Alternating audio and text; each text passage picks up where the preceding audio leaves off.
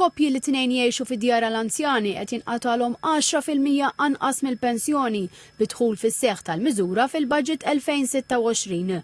Permezz ta' din il-miżura dawk li kienu jinqatalhom 60% mill-pensjoni issa qed jinqatalhom 50%, waqt li dawk li kien jinqatalhom 80% issa qed jinqatalhom 70%.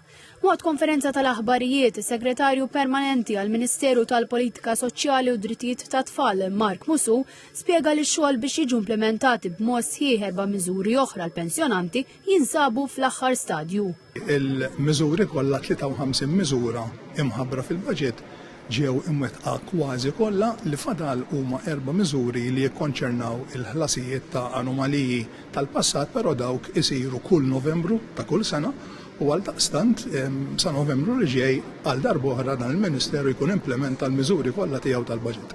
Dawn l-4 miżuri jikkonċernaw il-pensjonanti miż-żewġin, ir-romol tas-servizz u dawk imwielda qabel l-1962.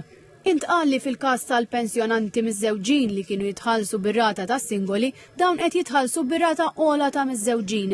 Din tolqot l-aktar il-pensjonanti nisa, dawk li jirċievu l-pensjoni minima nazzjonali, il-pensjoni għall-invalidità jew il-pensjoni minima taż-żewġ terzi. Permezz ta' miżura oħra l-pensjonanti romol kollha se jibdew jirċievu l-istess rata ta' pensjoni li kienu jirċievu l-konjugi tagħhom kieku għadhom ħajjin.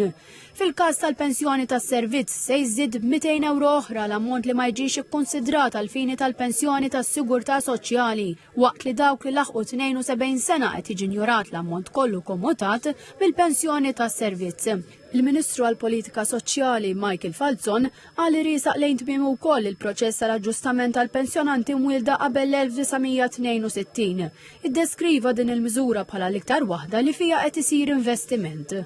Għalli minn dawn l-4 miżuri se jibbenefikaw aktar minn 41,000 pensjonant li bejnietom se jirċievu 26 miljun € oħra.